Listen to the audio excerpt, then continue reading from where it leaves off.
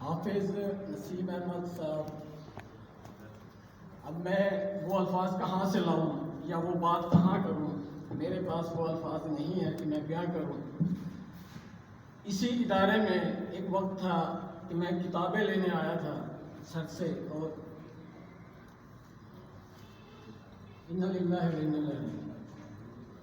ابھی عبدالرحیم خان لفظ ادا کر کے گئے ہیں مرحوم، لیکن میں ابھی بھی نہیں مانتا، میرے دل میں آج بھی وہ زندہ ہیں اور ہمیشہ رہیں گے انشاءاللہ۔ حافظ نسیم احمد قریشی صاحب کے ساتھ میں نے ایک نہیں کئی سفر کیے ہیں۔ وہ سفر چاہے ننکانہ صاحب کا ہو یا قصور کا ہو یا کسی بھی ملتان سے باہر کسی علاقے میں تقریب ہو، تو ہمیشہ میں ان کے ساتھ سفر کرتا رہا ہوں۔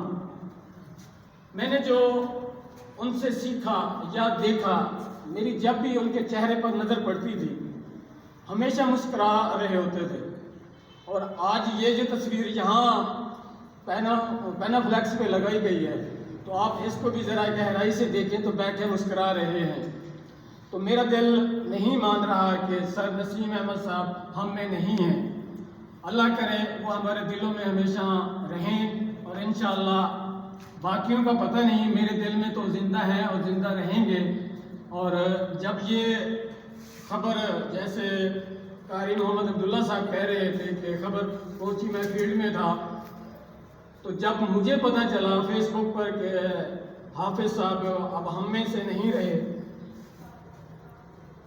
جیسے ابھی یہاں بولنے میں میری کیفیت ہے، وہ بھی اسی دوران ایسی صورتحال ہو گئی کہ میں نہ کچھ بول سکتا تھا اور نہ ہی میں ادھر ادھر اٹھ کے وہ کچھ کر سکتا تھا، بلکہ وہیں بیٹھا کتنی دیر میں آنسو بہاتا رہا، اور میں نے صرف کانپتے ہاتھوں کے ساتھ صرف ایک میسج کیا، جنازہ کب ہے؟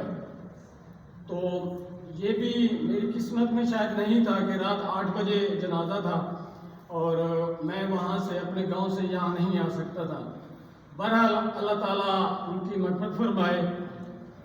بے شک ہم سب نے لوٹ کر جانا ہے، اور انا للہ و انا الیہ راجعون۔